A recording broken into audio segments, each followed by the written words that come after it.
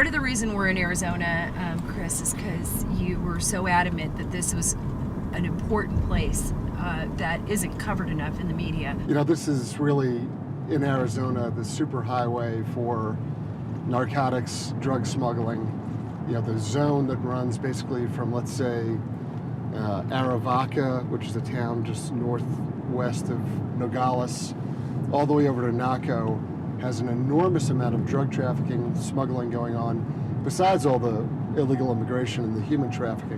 Why do you think these drug cartels utilize this passage so much? You know, it's a broad swath of stuff. So you've got very sophisticated criminal operations that know how to move contraband, and whether that's drugs or people, they've got a wide array of stuff. According to the Congressional Research Service, there are 9 major drug trafficking organizations called DTOs or cartels operating in Mexico. These cartels have a long history of violent battles over strategic routes and distribution points on both sides of the border. This undercover narcotics detective, whose identity we agreed to conceal, works on an opioid task force in Ohio.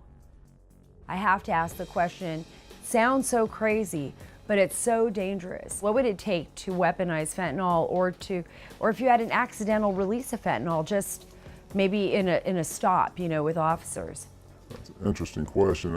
When you're speaking of weaponizing any type of drug, I don't think you want to hear fentanyl or carfentanil in that discussion.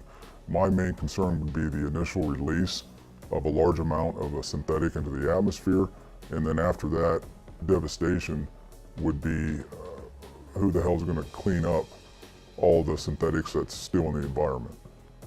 It's huge. Yeah, it's huge. The DEA threat assessment last year, they identified Central Ohio and Dayton as hubs for the Mexican drug cartel. Is this true? It is true. We do have a presence of cartel in Columbus area. So basically we have foreign narcotics organizations dividing up the U.S. to sell their drugs. Oh, sure, yes. How crazy is that to you when you think about that as an officer? Oh, back years ago it would have been crazy, but after seeing it and working around it and, you know, working closely with the DEA on some of the cases, it's common practice anymore. It's just, we see it, it's there, you can't unsee it.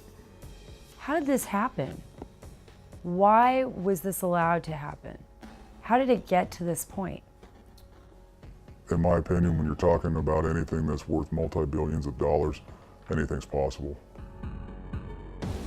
So there is a case where we discovered that there was a strong nexus with the cartels in Columbus, where drugs were being moved from Columbus to the Northern Virginia area.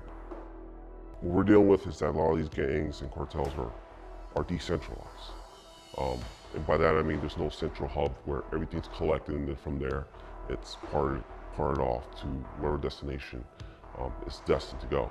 Rather, we have hubs across the nation, and as soon as those drugs get across the border, they're immediately sent there. And then from there, it's distributed amongst the gangs for them to deal and sell to their customers. So we have these hubs all across the nation. Now I'm seeing the scale of this crisis.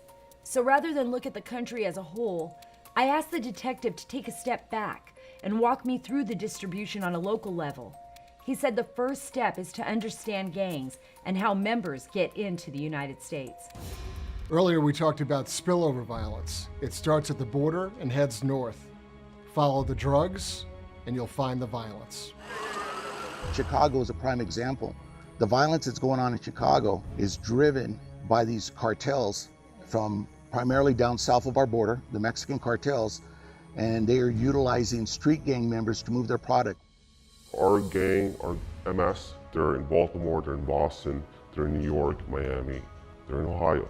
So whatever ties they may have with one another, whatever business agreements, that's how they transfer drugs from point A to point B. You described to me at one point, you said it's terrorism. They operate like terrorists. They are terrorists, and I'm referring to MS. The way they operate, the way they do what they do, they're able to control a whole neighborhood hostage. And by that I mean kids can go to certain places. Moms and their families are hurrying from the store to the apartments because they're afraid to be outside. The hard part right now is Mexico has to cooperate, other countries have to cooperate, and we're being attacked by other countries that they're sending this, whether it's Mexico or some country, if it's China, it's coming from Asia, it's coming into the US. It's like we're under attack, is what it is.